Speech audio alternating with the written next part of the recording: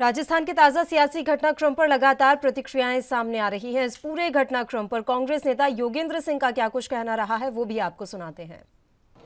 देखिए, जो परिस्थितियां कल रही हैं, मुझे पूरी उम्मीद है कि बहुत शीघ्र सब विधायक साथी बैठ के इन सब चीज़ों को दूर कर लेंगे। जो भी खामियां रहीं, कमियां रहीं, जो भी रही हैं, हम सब लोगों का कांग्रेस पार्टी का जो आला कमान है उस पर पूरा भरोसा है, कांग्रेस के नेतृत्व पे पूरा भरोसा है। हमारे मुख्यमंत्री श्री अशोक गहलोत साहब हैं, उन पे हमें पूरा भरोसा है। हम सब लोग, क्योंकि एक परिवार में 10 तरह की चीज़ें होती हैं, लेकिन वो बैठ के दूर हो जाती हैं। मुझे पूरा यकीन है कि ये सारी चीज़ें बहुत जल्दी दूर हो जाएंगी और पूरा कांग्रेस का परिवार है। ऑब्जर्वर आए, आप लोग मिले तक नहीं ऑब्जर्वर से? नहीं, सब लोग मिलना भी चाहते थे, ऐसा नहीं है कि नहीं मिले, सब लोग मिलना चाहते थे, लेकिन 4 लोग जाके अपनी बात जो थी सब विधायक साथियों की, मंत्री साथियों की, उसको करके आए। और मैं समझता हूं कि सारे लोग इकट्ठे हुए। 6 साढ़े 6 बजे के आसपास मैं भी पहुंचा और वहां से वहीं आगे जाने की बात थी, लेकिन वहां कुछ परिस्थितियां रहीं। सब लोगों के अपने अपने व्यक्तिगत विचार थे, हर व्यक्ति स्वतंत्र है। कांग्रेस पार्टी में कोई भारतीय जनता पार्टी की तरह तो है नहीं कि अपनी बात कोई नहीं रख सकता या जो दे दिया जाए लाइन उसी पे बोलें। विधायक स्पीकर से मिलकर चिट्ठी आप लोगों ने सौंपी, गहलोत साहब ने कहा। अब स्पीकर साहब से भी मिले हैं सब लोग, बात हुई है उनसे, अपनी भावनाएं हैं। और मैं समझता हूं कि जिस तरह कांग्रेस पार्टी है, सब लोगों को साथ लेके चलती है, सबकी भावनाओं की कदर करती है, तो उसी के अनुरूप सारे साथियों ने भी वही सारी अपनी जो भावना थी उसको हमारे हाईकमान तक पहुंचाने का काम भी किया। दिल्ली का अभी तो कोई नहीं है जल्दी में। और चलिए अब इस मसले पर हम चर्चा की शुरुआत कर लेते हैं। 3 मेहमान इस समय हमारे साथ जुड़ गए हैं। मेहमानों से पहले आपका परिचय करवा देते हैं। शुभेंदु शेखर अवस्थी जी इस समय हमारे साथ जुड़े हुए हैं, भारतीय जनता पार्टी के प्रवक्ता हैं। भरत सिंह जी हमारे साथ जुड़ गए हैं, कांग्रेस पार्टी के प्रवक्ता। और आनंद त्रिपाठी जी राजनीतिक विश्लेषक के तौर पर इस समय हमारे साथ जुड़े हुए हैं। तीनों ही मेहमानों का स्वागत है ANB न्यूज पर। भरत सिंह जी, अब राजस्थान में जो हो रहा है इसे भी आप आंतरिक लोकतंत्र का नाम देंगे? देखिए, ऐसा है कि लोकतंत्र की बात करें तो लोकतंत्र की बात तो होगी, और वो कांग्रेस पार्टी के अंदर ही है। और इसी वजह से जो है इतने विधायक जो है अपनी बातें सार्वजनिक तौर पे कर सकते हैं, रख सकते हैं, हाई कमान के खिलाफ नाराजगी भी दिखा सकते हैं। मगर भाजपा में इस तरह से तो नहीं है ना। भाजपा में कोई भी विधायक हो, चाहे कोई भी मंत्री हो, चाहे कोई भी सांसद हो, एक शब्द भी नहीं बोल सकता है हाई कमान के खिलाफ। हमारे यहाँ डेमोक्रेसी है, लेकिन भाजपा के अंदर तानाशाही है। ये कांग्रेस और जो है भाजपा में फर्क है। और रही बात विधायकों की नाराजगी की, तो ये साफ तौर पे सभी को पता है और आपको भी पता है कि हाँ, नाराजगी है, लेकिन उनको अभी अपना हक है बात कहने की। और उन्होंने कहा है, हमारे 2 पर्यवेक्षक खड़गे जी वहां पे ही हैं और अजय माकन जी हैं, तो उन लोग ने जो भी है अपनी रिपोर्ट हाईकमान को देंगे। और सारे विधायकों ने ये भी कहा है, पल्लवी जी, कि देखिए, हम जो भी हाईकमान फैसला लेगा हम उसको मानेंगे, लेकिन हमारी बातों को सुना जाए। तो एक एक विधायकों को बुला के उनसे बात किया जाएगा, उनके दिल की, उनके मन की इच्छा क्या है। आपकी बात ठीक है सर। देखिए, अब सोनिया गांधी सुनेंगे उनके मन की बात, तो फिर ये पर्यवेक्षक की नियुक्ति करते ही क्यों है जब पर्यवेक्षक का कोई लेना देना ही नहीं है? अजय माकन खुद कह रहे हैं कि 1 to 1 मेरा संपर्क नहीं हो पा रहा है, ये अनुशासनहीनता है, और आप बोल रहे हैं कि हमारे यहाँ आंतरिक लोकतंत्र है। बात रखिए ना, ये इस्तीफा देकर धमकी दी जा रही है क्या कि हम तो इस्तीफा दे देंगे एक साथ? ठीक है, नहीं, कहीं ना कहीं अनुशासनहीनता है, ये मैं नहीं मान रहा, इसको मैं नहीं कह रहा हूं कि नहीं है, लेकिन उनको भी तो अपना हक, बात रखने का हक है ना। मन की बात सिर्फ जो है भाजपा में, मन की बात तो सिर्फ नरेंद्र मोदी जी की करते हैं पूरे देश में। अपने ना देश की बात, जनता के मन की बात सुनते हैं, ना अपने नेताओं की बात सुनते हैं, ना कार्यकर्ताओं के मन की बात सुनते हैं। कांग्रेस के अंदर कम से कम यहाँ तक तो है कि पर्यवेक्षक से लेके हाई कमान तक सारे नेताओं कार्यकर्ताओं के मन की बात तो सुनती है ना। अच्छा, ठीक है। शुभेंदु शेखर अवस्थी जी, कंपेयर आप ही से होगा। देखिए कि आपके यहाँ बोल कौन पाता है, ये कांग्रेस पार्टी का आंतरिक लोकतंत्र है कि 92 और 100 विधायक लगभग, ये कहा जा रहा है, दावा किया जा रहा है कि 100 विधायक एक साथ इस्तीफा दे रहे हैं।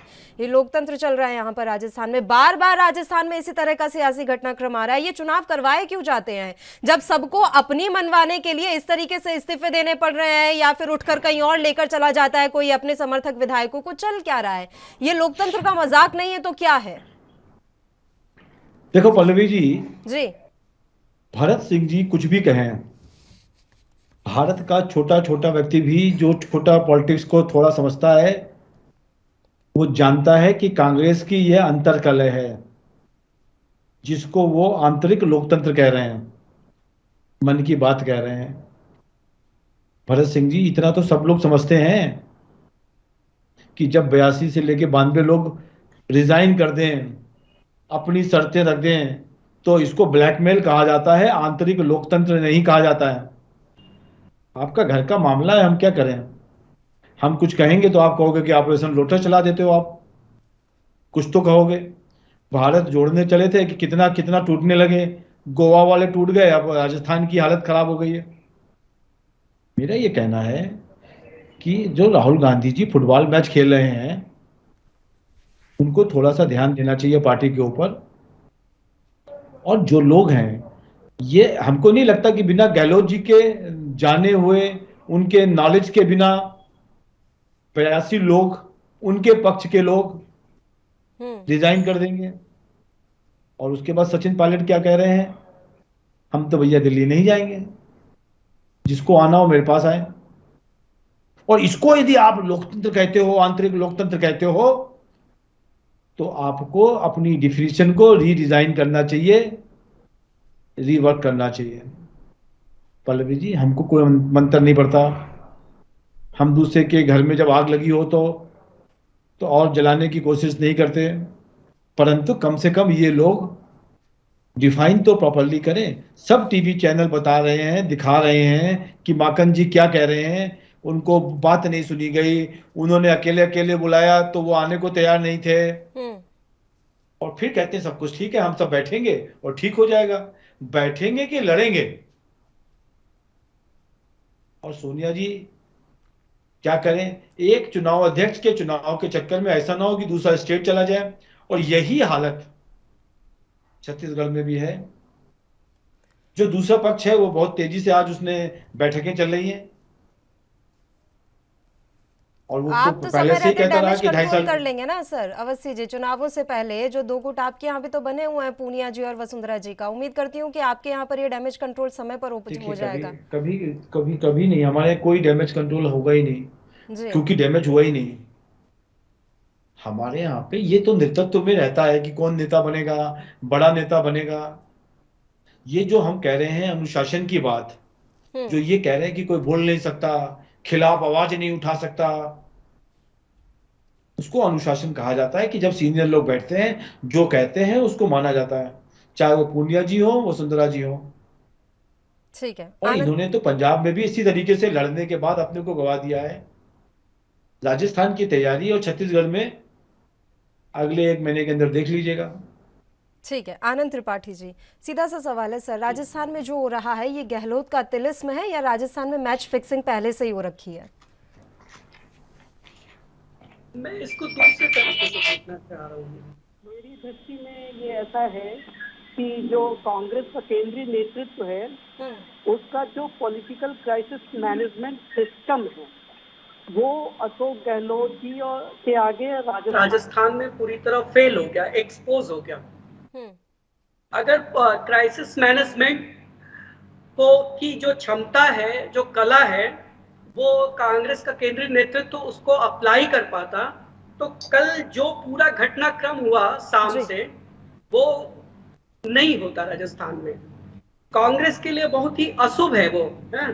और खेदपूर्ण स्थिति है कि एक व्यक्ति जिसको केंद्रीय नेतृत्व अध्यक्ष पद पर बिठाने के लिए पूरी ताकत लगाने को तैयार है, उनके पीछे खड़ा है, पूरा देश जान रहा है कि अशोक गहलोत जी कांग्रेस आला कमान के प्रत्याशी के तौर पर चुनाव लड़ेंगे, अगर लड़ते हैं तो वही व्यक्ति आला कमान की बात मानने को तैयार नहीं है।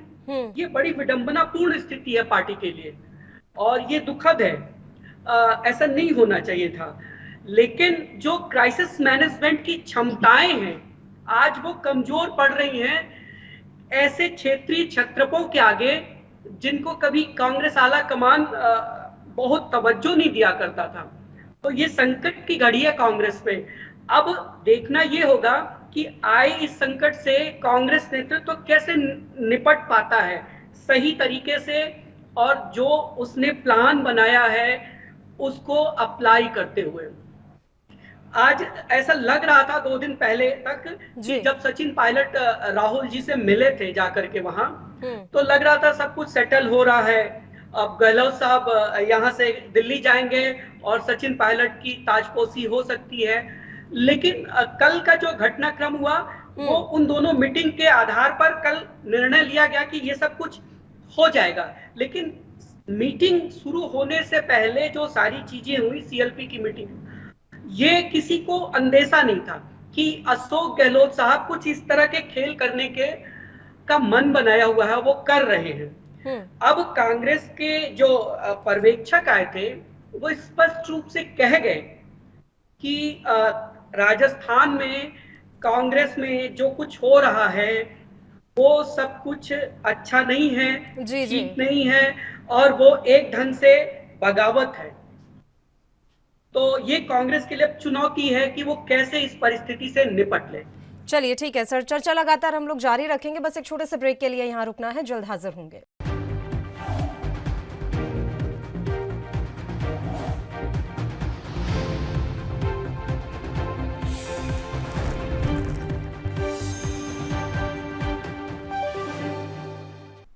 ब्रेक के बाद एक बार फिर से आप सभी का स्वागत है। इस मसले पर एक बार फिर से चर्चा की शुरुआत करने से पहले आपको प्रतिक्रिया सुनाते हैं राज्य एससी आयोग के अध्यक्ष खिलाड़ी लाल बैरवा की। बात तो कोई ये रूटीन बात है, कोई विशेष बात नहीं। आप बताएं क्या? नहीं, अभी अजय माकन ने कहा है कि अनुशासनहीनता है जो धारीवाल के घर विधायक इकट्ठा हुए। वो कह रहे हैं कि सचिन पायलट को लेकर जो हमारे आला कमान के ऑब्जर्वर कह रहे थे उसमें फिर संकोच किस बात का है? आपको लगता है क्या कि कार्रवाई होनी चाहिए? उनको उनका मानना है वो कि सब टाइम पे सब चीजें हो जाएंगी, आपको चिंता करने की जरूरत नहीं, लेकिन सचिन पायलट सीएम बनते बनते रह गए गहलोत की वजह से। नहीं। ये आला कमान को तय करना है, आपको लगता है ये आला कमान का तय करना है कि अभी ये बात कहाँ से आई कि सचिन पायलट की सीएम की बात नहीं, थी? ये जो बात आई थी जी। वो वहाँ से ऑब्जर्वर आए थे, उसमें एक लाइन का फैसला था कि नहीं, आला अभी कमान खबर को छोड़ नहीं है। अभी ऑब्जर्वर का ये कहना है कि खुद आला कमान ने कहा था कि सचिन पायलट सीएम बनेंगे और अशोक गहलोत सीएम पद से इस्तीफा देंगे, ये कहा गया था। जो भी अधूरा काम है पूरा हो जाएगा जल्दी। क्या खिलाड़ी जी, क्या आपको लगता है कि अशोक गहलोत का अब राष्ट्रीय अध्यक्ष ना बनना तय है? आपको क्या लगता है? आप बताइए सर, नेता आप हैं, आप नहीं, बताइए। ये तो आम आदमी जानता है। एक बच्चे से पूछेंगे ना तो वो भी बता देगा कि इतना एपिसोड होने के बाद में कोई गुंजाइश नहीं बनती। नहीं, लेकिन आपको क्या लगता है कि जो बातें अशोक गहलोत करते थे कि वो गांधी परिवार के वफादार हैं, कोई भी कांग्रेस के मामले में, वफादार हैं, वो सारी बातें किसी भी मामले में कोई भी बात हो, सबका फैसला हमारा सचिन आला कमान पायलट करता का है। अगला कदम आला कमान ही तय आला करेंगे। कमान से बात चल रही है क्या सर होगा? सचिन पायलट की। आला अरे कमान से बात तो चल रही सबकी चल रही है, इसमें बात नहीं चलने वाली बात कहाँ से सचिन पैदा पायलट आती कुछ है? बोल नहीं रहे, चुप है एकदम। आप नहीं समझे बात को। सचिन पायलट एक पार्टी का वफादार सिपाही है।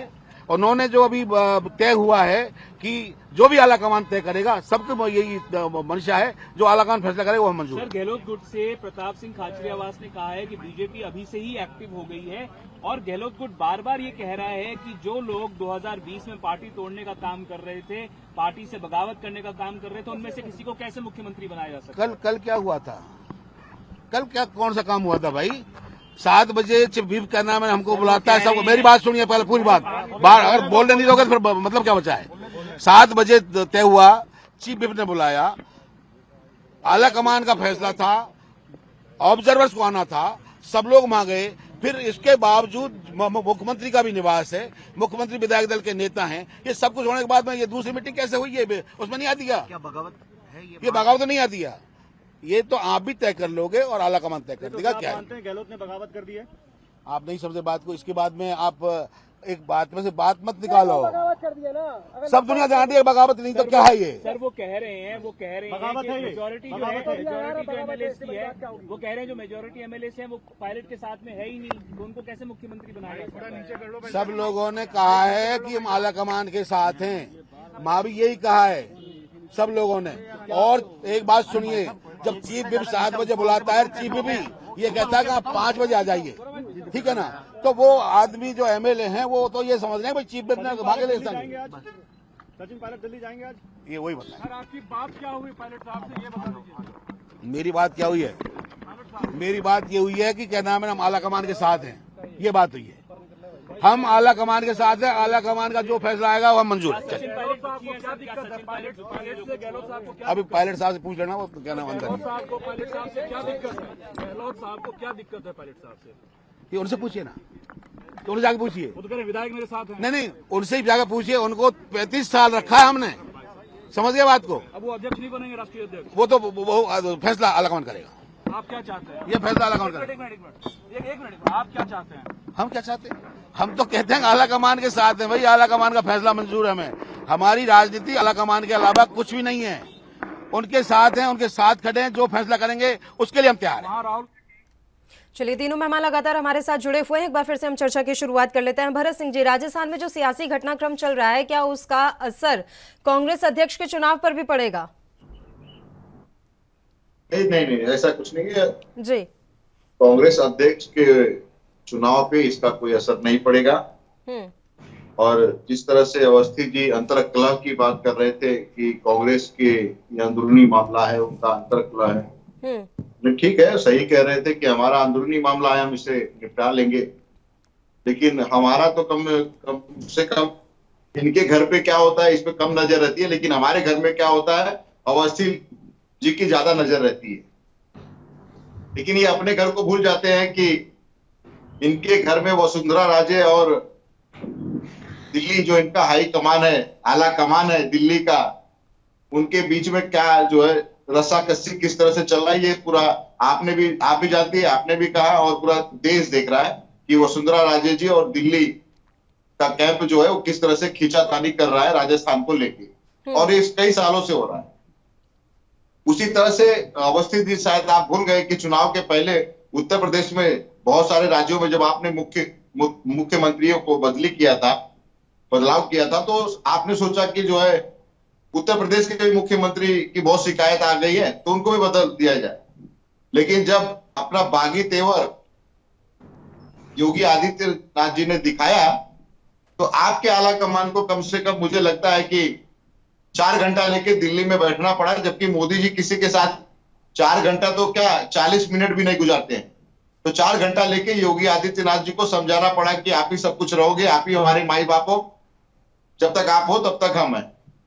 उसी तरह से कर्नाटक में क्या क्या नाटक हुआ, येदियुरप्पा जी को ये सब आपने राजस्थान का रखला आपके बीच पार्टी के बीच में, येदियुरप्पा जी के बीच में, और वहां पे जो मुख्यमंत्री मुंबई जी बनाए गए उनके बीच में, जो इस समय घोटालों के बड़े सरताज और शहंशाह हैं, तो ये सब आपके भी पार्टी में होती है और हर पार्टी में होती है। आपकी मैं इस बात से अग्री तो कर रही हूँ। देखिए भरत जी, मैं आपकी बातों से सहमत तो हूँ, लेकिन मुझे ये थोड़ा कम देखने में आता है कि एक साथ 92 विधायक इस्तीफा दे दें।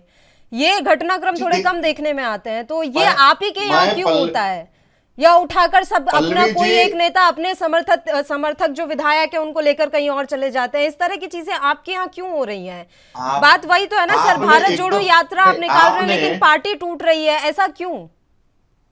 आपने एकदम सही फरमाया है जी कि हमारे पार्टी में ही जो दिखता है कि 90 विधायक नाराज हो गए, 100 विधायक नाराज हो गए, 50 विधायक नाराज हो गए, इसलिए कि हमारे यहाँ पे डेमोक्रेसी है, आप अपनी बातों को रख सकते हैं। इनके यहाँ पे नहीं है ना वो चीज। इनके यहाँ पे तो अगर आपने मुंह खोला है तो आपको जो है उसका खामियाजा भुगतना पड़ेगा। लेकिन हमारे यहाँ बातों को सुना जाता है, किसी के मन की बात सुनी जाती है। देश की जनता की राहुल जी जो है मन की बात सुनने निकले हैं। जिस तरह से इनके जैसा थोड़ी नहीं है कि देश के प्रधानमंत्री टीवी पे आते हैं, रेडियो पे आते हैं, अपने मन की बात कहते हैं और फिर उसके बाद गायब हो जाते हैं, फिर एक हफ्ता 1 महीने 2 महीने के बाद आते हैं।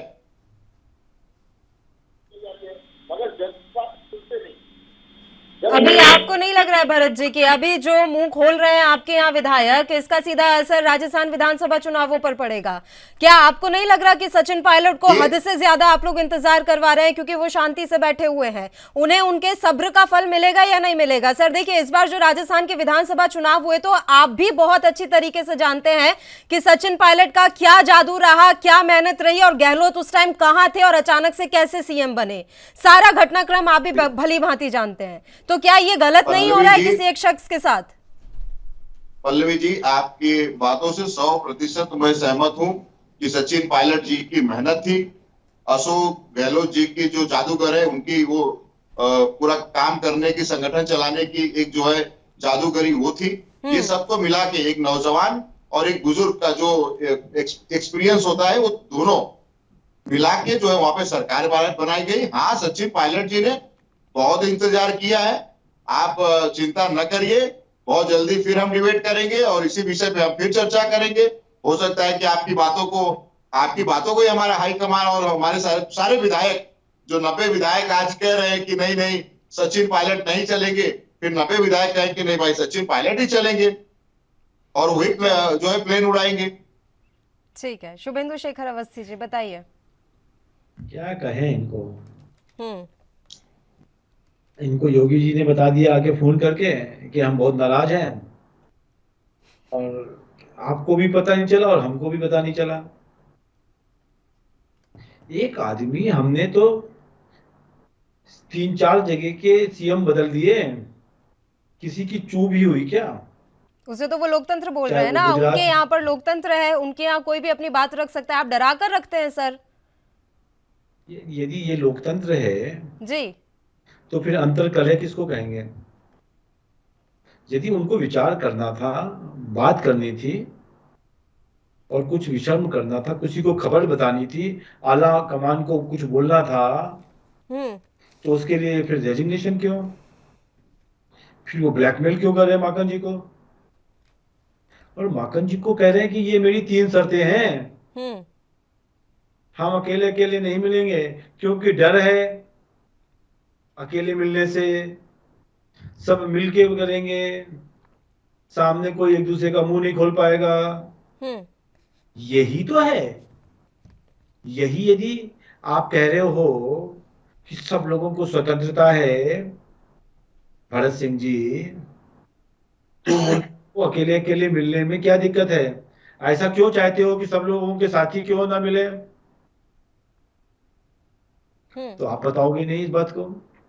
अकेले क्यों मिलने को मना कर दिया? क्योंकि अकेले मिलेगा, वो अपनी बात कहेगा, वो कहीं आपके लिए सूट नहीं करता होगा, तो आप सब लोगों को दिक्कत हो जाएगी। तो इसलिए भरत सिंह जी, आप जस्टिफाई मत करो किसी चीज को। आपके घर की लड़ाई को इस बात को कह के कि योगी जी भी, उत्तराखंड में भी हमने सीएम बदला, कितने लोग नाराज हुए बताना जरा हमसे। गुजरात में सीएम बदला, किसी को पता भी चला क्या? हाँ, थोड़े लोग, जो लोग अध्यक्ष रहते हैं, जो लोग मंत्री रहते हैं, उनको हटाया जाता है, उनसे बात करी जाती है, नाराजगी हो सकती है थोड़ी थोड़ी बहुत देर की, पर इस तरीके के टीवी पे, चैनल पे जैसा झगड़ा चल रहा है आपके यहाँ पे, इसको लोकतंत्र कहेंगे? नहीं भाई, इसको लोकतंत्र नहीं कहते, इसको कहते हैं अंतरकला। और राजस्थान के अंदर अंतरकला इतनी ज्यादा फैल गई है कि आने वाले चुनाव में आप देख लीजिएगा, पंजाब के से ज्यादा है ये। वहां तो 2 ही ग्रुप थे, यहाँ पे 3 ग्रुप हो जाएंगे अभी। और गहलोत जी तो शुरुआत से कह रहे हैं कि 2 पोस्ट रखा जा सकता है, मैं सीएम भी रह सकता हूं और अध्यक्ष भी रह जाता हूं, परंतु जब नहीं माना गया तब उनको ये करना पड़ा। ये सब लड़ाई कुर्सी की है भरत सिंह जी। और मैं तो अभी भी कहूंगा कि अभी मैं टीवी पे देख रहा था, राहुल गांधी जी फुटबॉल खेलने गए हुए हैं, उनको बुलाइए, मैटर को सॉर्ट आउट कराइए। भारत जोड़ने के लिए जो आंदोलन कर रहे हैं, जो यात्रा निकाल रहे हैं, उस यात्रा से लोग ज्यादा टूट रहे हैं।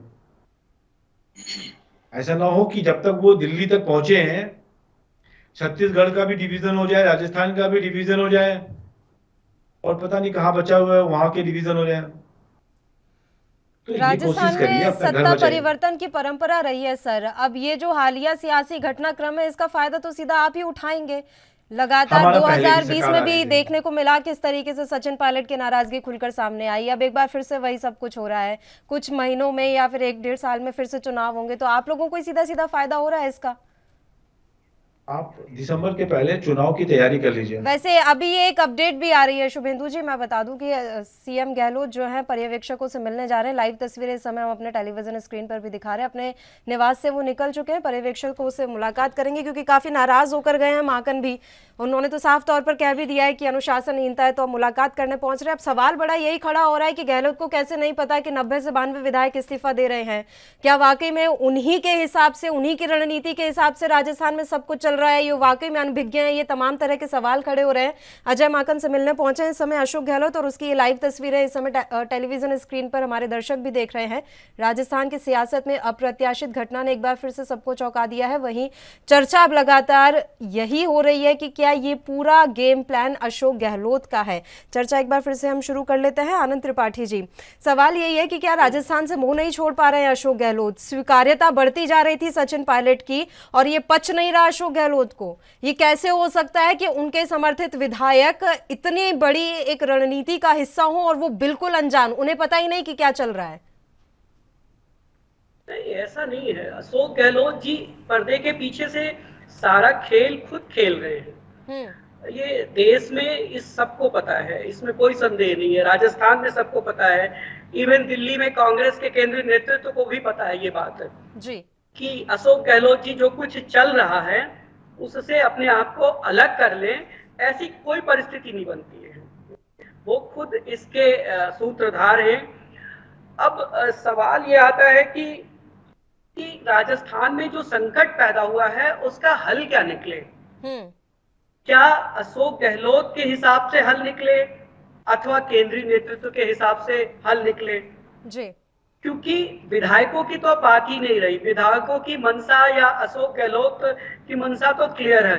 अब गेंद जो है वो केंद्रीय नेतृत्व के पाले में है जी। अभी अपडेट आपने बताई वो अभी तुरंत हुई है, क्योंकि अजय माकन साहब बोल गए थे कि अब वो दिल्ली जा रहे हैं वापस, उनकी यहाँ कोई मीटिंग नहीं है।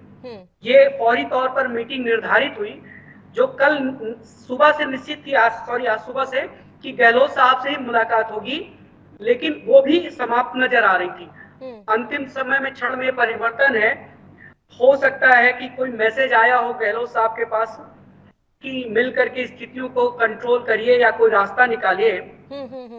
अब ये इस मीटिंग के बाद क्या निकल करके आता है, क्या उसका कोई पब्लिक में कोई अनाउंसमेंट करेंगे जो माकन साहब या खड़गे साहब या अशोक गहलोत कुछ कहते हैं तो पता चलेगा कि क्या नई चीजें आई सामने।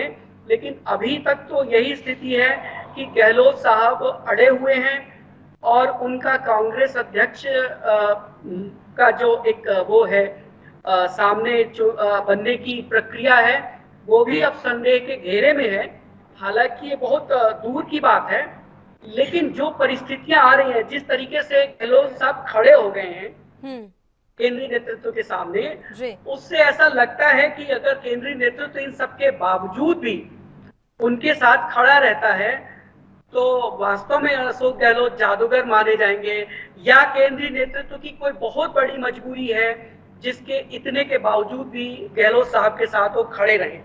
अगर परिस्थितियां ऐसी ही होती हैं तो एक बात कही जा रही है आनंद जी, ये जो समर्थित विधायक हैं गहलोत साहब के, वो ये कह रहे हैं कि 2020 में जिसने पार्टी को तोड़ने की कोशिश की या यूं कहें कि सरकार गिराने की कोशिश की, उसे आप मुख्यमंत्री की गद्दी पर कैसे बिठा सकते हैं? अब 2020 का घटनाक्रम क्या इतना बड़ा हो गया कि राजेश पायलट जो कि सचिन पायलट के पिता रहे, उनके समर्पण को भुला दिया जाएगा? सचिन पायलट खुद कब से सब्र करके बैठे हुए हैं, वो सारी चीजें भुला दी जाएंगी? नहीं, देखिए राजनीति में ये बातें नहीं चलनी चाहिए कि कोई सब्र कर रहा है, कोई काम कर रहा है जी। ऐसे बहुत सारी चीजें हुई हैं। मेरा ऐसा मानना है कि अशोक गहलोत हो या सचिन पायलट हो, सचिन पायलट के साथ एक बड़ा तर्क है जो गहलोत साहब लगातार देते रहे हैं कि उनके पास उम्र का साथ है और अशोक गहलोत जी की हो सकता है अंतिम पारी हो तो यहाँ उनको पूरा समय दिया जाए, ये उनका अपना कहना है। लेकिन ये जो बात आई है अशोक गहलोत कैंप से कि चूंकि सचिन पायलट ने पार्टी के साथ बगावत की थी, इसलिए उनको ताजपोशी करना या सत्ता नसीब करना, ये राजस्थान में इससे गलत मैसेज जाएगा। लेकिन इस प्रयास में गहलोत साहब और उनका गुट भूल गया कि वो खुद भी पार्टी के साथ कुछ ऐसा कर गए कल जो कि उसी तरह का रुख दिखाता है जैसा सचिन पायलट ने 2020 में किया था। शांति धारीवाल जी के घर जो मीटिंग हुई विधायकों की, एक पैरेलल मीटिंग सीएलपी के पैरेलल हुई, वो मीटिंग अपने आप में ये दिखाती है कि वो जो एक नेतृत्व के आदेश के बावजूद भी वो एक तरह से बगावत है। तो जी। गहलोत साहब भी अब उसी खेमे में शामिल हो गए जिसमें वो सचिन पायलट को शामिल कर रहे थे। अब दोनों एक एक एक पाले में हैं। दोनों ने कांग्रेस नेतृत्व के साथ अपनी अपने समय पर उसकी बात न मानने और अपनी बात जिद पर अड़ जाने की ये एक नादानी दिखा दी है, दोनों ने कर ली। अब मैंने जैसे पहले कहा कि कांग्रेस का जो केंद्रीय नेतृत्व है उसका क्राइसिस मैनेजमेंट की स्किल्स जो है वो कैसी हैं, क्या आज वो क्षमताएं हैं जो इन परिस्थितियों को शांतिपूर्वक और अपने अनुसार, जिसमें पार्टी का कोई नुकसान ना हो, कोई किरकिरी ना हो, वो निपटा सके। ये देखने वाली बात है। एक बात बताएं भरत सिंह जी, देखिए अशोक गहलोत भी गए थे कोच्चि मुलाकात करने राहुल गांधी से, सचिन पायलट ने भी मुलाकात की राहुल गांधी से, फिर इन मुलाकातों का हुआ क्या? कोई असर तो दिखा नहीं सर इन मुलाकातों का, समझ नहीं पाए दोनों ही नेता, ऐसा मान लिया जाए? नहीं, ऐसा नहीं है। देखिए, अब अशोक गहलोत जी से क्या बात हुई राहुल जी की तो वही बता सकते हैं, या तो सचिन जी से क्या बात हुई वो बता सकते हैं। लेकिन मैं पार्टी का छोटा सा कार्यकर्ता होने के नाते, प्रवक्ता होने के नाते, जो मेरे पास जानकारी है ये था कि भाई आलाकमान ने दोनों पर्यवेक्षकों को भेजा था और उनसे जाके कहा था कि सभी विधायकों से मिलिए, सभी विधायकों से बात करिए, उनके मन में क्या है क्या नहीं है वो सब बताइए, सुनिए और सुन के जो है रिपोर्ट तैयार करके दीजिए। हाँ, गलती विधायकों से, अभी जो त्रिपाठी जी ने कहा मैं भी उससे सहमत हूँ कि विधायकों से गलती ये हो गई कि जब सीएलपी लीडर ने जब मीटिंग बुलाई थी तो सभी विधायकों को वहां पे आना चाहिए था और अपनी एक एक करके बात को रखनी चाहिए थी, मगर वो कहीं और मीटिंग करके और ये आला कमान को संदेश देना चाहते हैं कि नहीं देखिए, कोई अगर बगावत 2020 में किया था या पार्टी के खिलाफ किया था तो ये गलत है, हम उसके साथ नहीं है। तो फिर आपने क्या किया? आपने भी तो वही काम किया। तो ये कहीं ना कहीं देखिए, अशोक गहलोत अभी जैसा आपने बताया कि फिर अब जा रहे हैं मीटिंग के लिए, दोनों पर्यवेक्षक से मिलेंगे और बात करेंगे। तो मैं, जैसे आनंद भाई भी जानते हैं और आप लोग भी जानते हैं कि अशोक गहलोत जी एक जादूगर है और फिर से वो सब कुछ सही कर लेंगे। चलिए ठीक है भरत, वहीं राजस्थान के सियासी संग्राम को लेकर केंद्रीय मंत्री अनुराग ठाकुर ने क्या कुछ कहा, सुनाते हैं आपको। सरकार नाम की राजस्थान में कोई चीज ही नहीं है और ऐसी स्थिति उत्पन्न हो गई है कि जहां पहले ही कानून व्यवस्था ना के बराबर है, वहां पर ऊपर से ये कांग्रेस की लड़ाई, ये अपने आप में दिखाता है कांग्रेस के लिए केवल कुर्सी प्यारी है, जनता की सेवा नहीं। वो केवल सत्ता का सुख भोगना चाहते हैं, सेवा नहीं करना चाहते। और ये कुर्सी की लड़ाई आज की नहीं, वर्षों से कांग्रेस की देखी जा रही है। लेकिन दुर्भाग्य यह है कि राजस्थान की जनता को पछताना पड़ रहा है।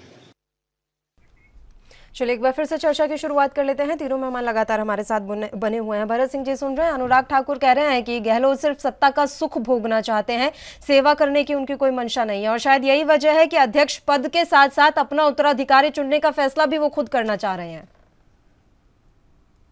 देखिए, अनुराग जी केंद्रीय मंत्री हैं और बड़े नेता हैं भाजपा के, और ये कह रहे हैं कि कांग्रेस के नेता जो है कुर्सी और सत्ता का सुख भोगना चाहते हैं। मैं समझता हूं कि सुख किसे कहा जाता है कि भाजपा पिछले 8 सालों से सुखी तो भोग रही है।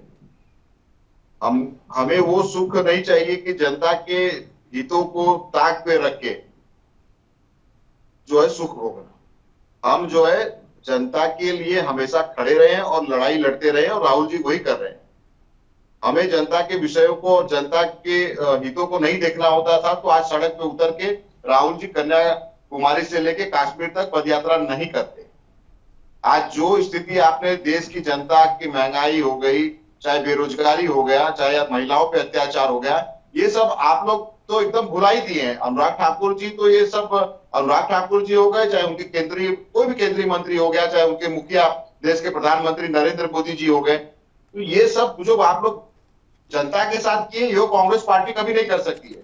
और फिर से मैं पल्लवी जी आपसे बड़ी बात ये कह दूं कि हमारे पार्टी के अंदर जो डेमोक्रेसी है ना, अपनी बातों को रखने का, और आप हाईकमान से नाराज भी हो सकते हैं जी।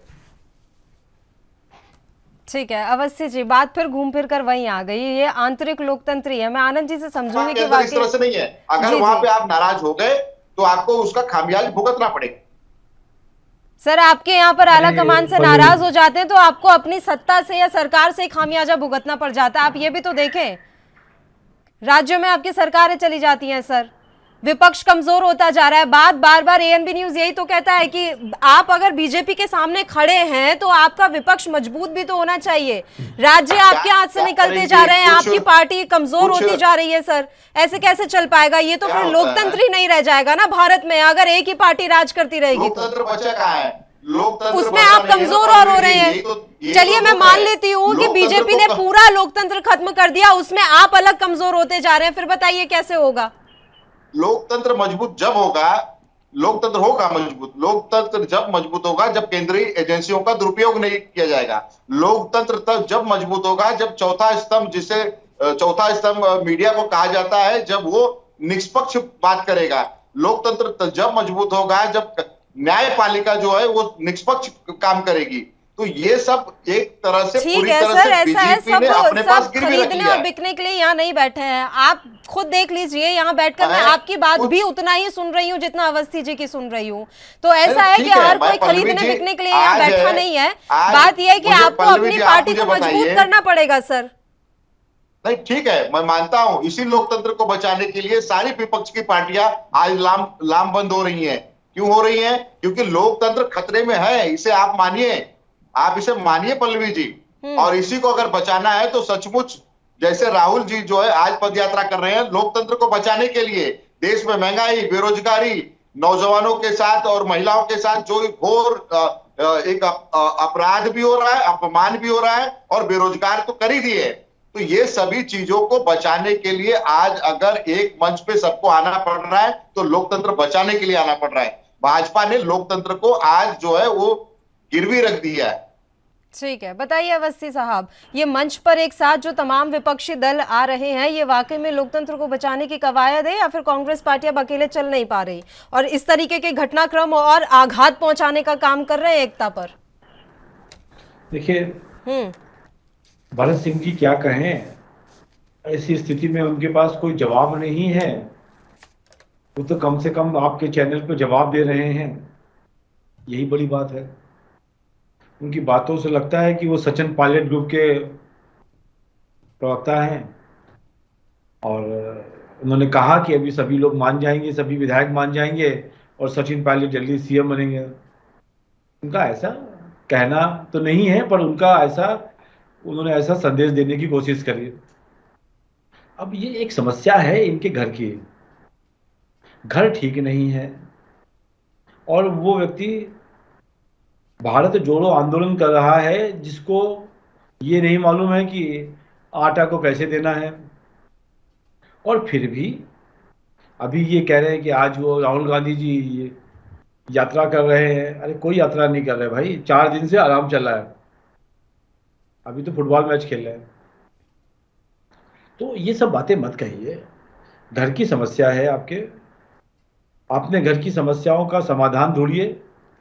इस भारत में यदि कोई अच्छी लोकतंत्र के लिए विपक्ष की पार्टी है तो वो कांग्रेस ही है और वही उसकी रूपरेखा रख सकती है, परंतु आपको किसी ने नहीं तोड़ा। कांग्रेस की आज की राजस्थान की हालत किसी ईडी और सीबीआई के कारण नहीं है, आपकी व्यक्तिगत महत्वाकांक्षा के कारण है। और व्यक्तिगत महत्वाकांक्षा जब किसी पार्टी में व्यक्तियों की उसकी पार्टी से ऊपर हो जाती है तब ये सब होता है। और आपको तो ये भी मालूम है गहलोत साहब ने सबको कन्विंस करने की कोशिश करी कि वो राष्ट्रीय अध्यक्ष रहते रहते सीएम भी हो सकते हैं। और ऐसे समय पर आप कुछ भी कहें, कुछ भी जस्टिफाई करें पल्लवी जी के सामने, पर आपने चलते चलते मीडिया के ऊपर भी इल्जाम लगा दिया।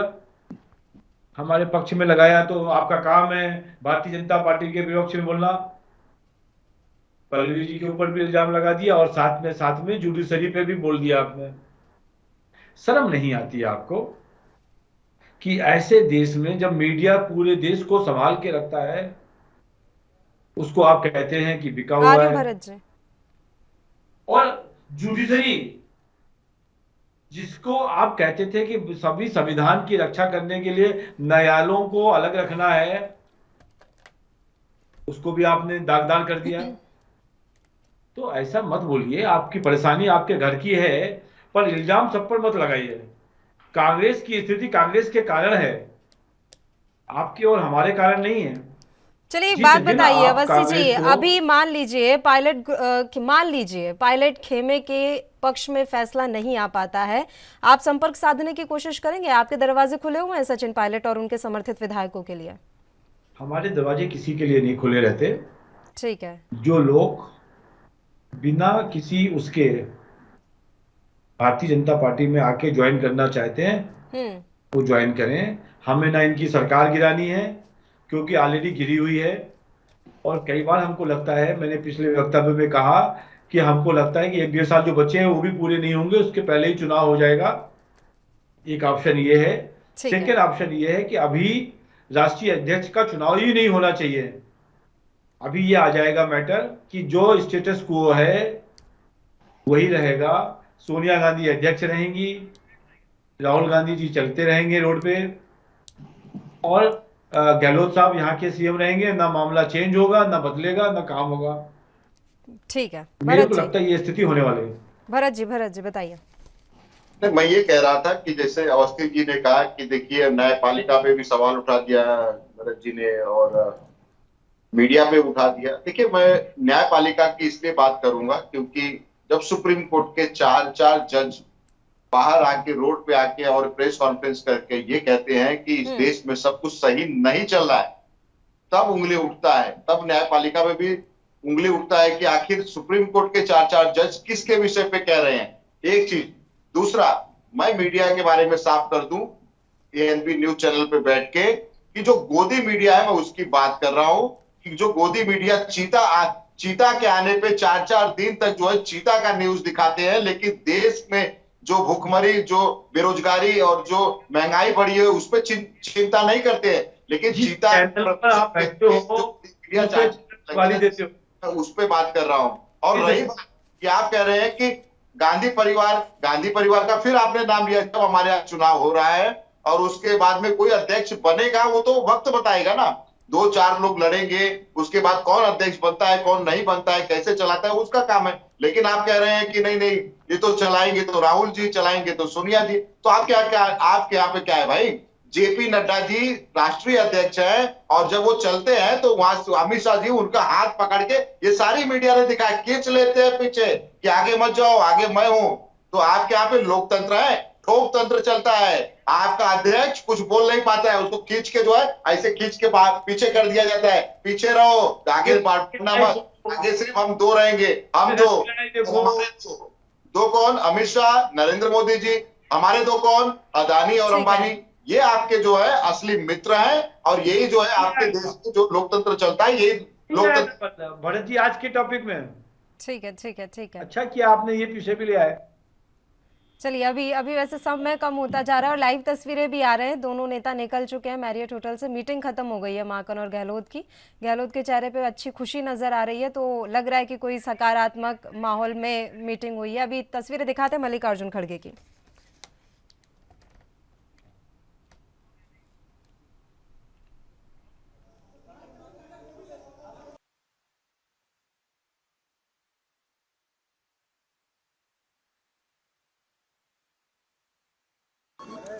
उसके बाद में जो निर्णय होगा वो सबको मानना पड़ेगा। पार्टी में डिसिप्लिन भी होना चाहिए, पार्टी को मजबूत भी करना चाहिए और पार्टी में एकता भी होना चाहिए। इसके लिए जो स्ट्रेटेजी कांग्रेस प्रेसिडेंट करेंगे उनको सबको मानना पड़ेगा।